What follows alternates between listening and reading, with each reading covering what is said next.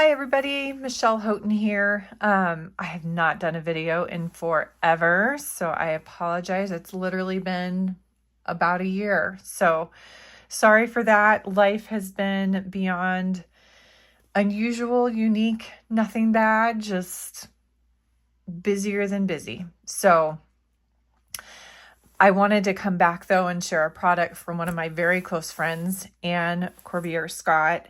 She, over the past couple of years, has been expanding her business, and she has been creating some washi tape, which some of you might have already seen. She's got patterns out, and I know she has more than this, but these were some of her ones that were previously released.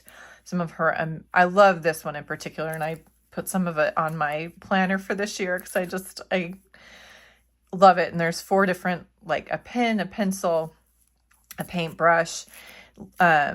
This to me reminds me almost like a sweater, the little pattern on this one, and then her squiggly roses, and then kind of this multitude of flower burst. I know she has more from her previous, I think she's got a couple sets, but then she just this past weekend, over Black Friday weekend for the Thanksgiving weekend, released a new set of 4. And this is what the 4 of them look like. Get those up there for you to see.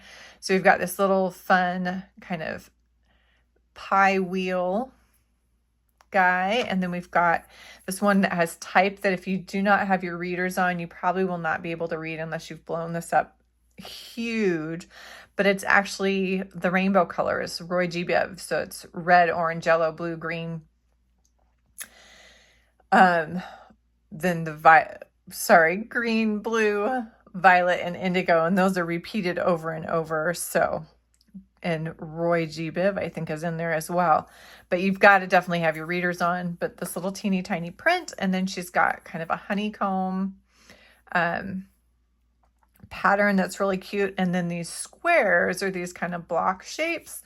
So I put them on a couple things because I wanted to show you the fun part about these tapes is you can use media on them, and something like an alcohol marker or Copic will work on these guys and stick. And so you can color them in a water-based medium like watercolor or watercolor pencils, or a marker that is a water-based marker like your standard Crayolas, or something that's water-based, even like your, I'm trying to remember what they're called, but anything water-based is not going to, Tombow markers, those are not going to stick to this because it's a non-porous kind of surface, and so they won't stick, but Copics will.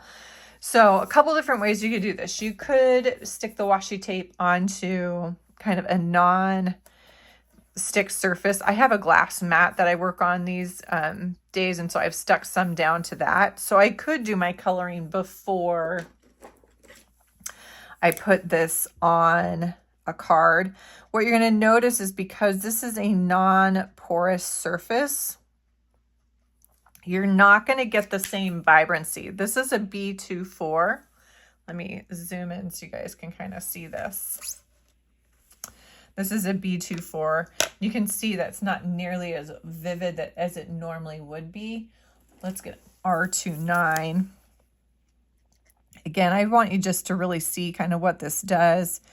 The other piece is, I'll find a bigger section here so you guys can see this.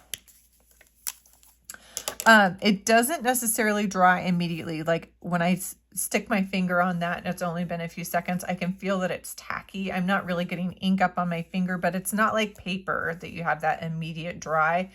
The alcohol will sit longer because it is a non-porous surface and doesn't absorb it, and it still needs time to evaporate. So it'll take a little bit longer. But if you do this on kind of a no-stick surface like a glass or craft mat, then you could peel it up and either cut it down or change it into a size and stick it on paper.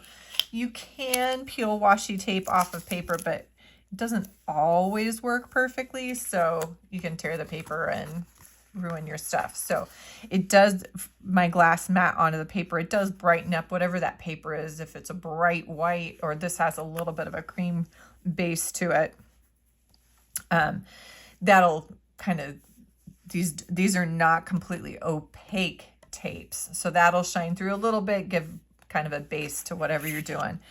What I thought was fun about this little tape, this pattern, is when I laid it down, I almost made it look like it fit into these longer snakes. Now, I don't know that that was purposeful, so I have no idea. In fact, I don't think it is because they don't match up perfectly, but it was kind of fun to see that. But I thought I want to show you too what happens when you're working on a non-porous surface. You're not going to get the same kind of blend. And when I run into, this is an R24 and the R29, when I run into that R29, it literally picks up onto my marker a little bit. So normally what I would do is I would start with the lighter color and then use my darker color to come into that, and it'll still blend about the same, kind of light flicks into the lighter area. If you want a smoother blend, you'll need to come back with the lighter just once or twice. But again, you need to make sure to rub that off because you can't see it as extreme with that. Let's pick some different colors so you guys can see a little bit more. Let's go something like, we'll do something really extreme. This is a B26. And then I'm going to pull over a B21. So this is a major jump. I mean, you can see that it's extreme. And it will never blend as smooth as if you were doing on paper. You can kind of see, I'll see if I can get it closer to you. It's going to leave some, it won't be smooth. It just won't. That's not how it works. It'll kind of push the colors around. It's not going to bleed or get fuzzy at the edges the same way that it does on paper because it's sitting on that non-porous surface.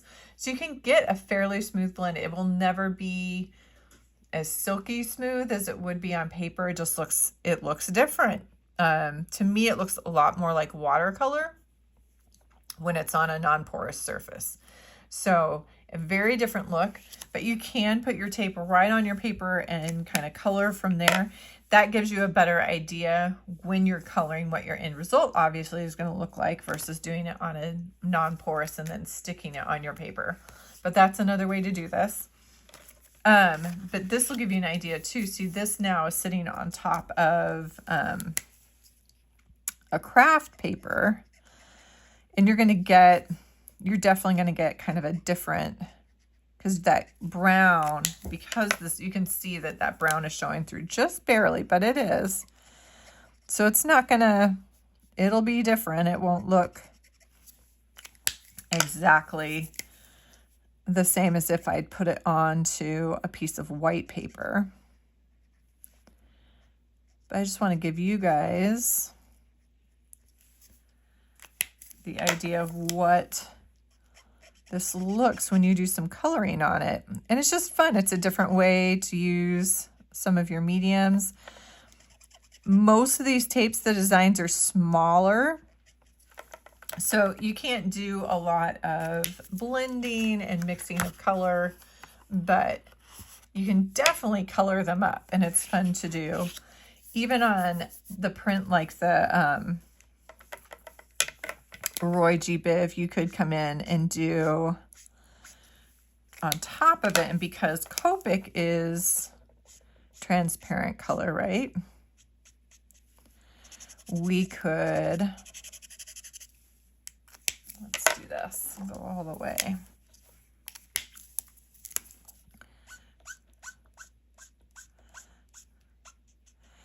But you can see when I start getting into that darker color, this is the R21. When I start getting into that darker color, first of all, I can actually see it on the nib a little bit. but when I come back over into the light area, it lays down that darker color over there as well. So especially with a bigger area like this, you'll see those flick marks a little bit. It'll be more painterly looking. But because the Copic is transparent, we can see that all those little words from underneath. So you could do a whole rainbow with your Copics kind of working your way across, and you could see the letters underneath. So it's kind of fun. Definitely a feel of mixed media, which is what Ann Corbiere-Scott is well known for. That is kind of her thing. She loves playing with it all and putting it all together. So this is just another little tool in her toolkit that she's sharing with you to do your crafty, artsy fun. Thanks, you guys, for joining me today. I'm hoping to get back to some more video production this year. As always, make comments if you have requests or questions. I have not gotten a bunch of notifications from YouTube, so I think it's pretty quiet over here, but I'm always happy to check in and see what you guys are up to, answer any questions. Have a happy, colorful holiday.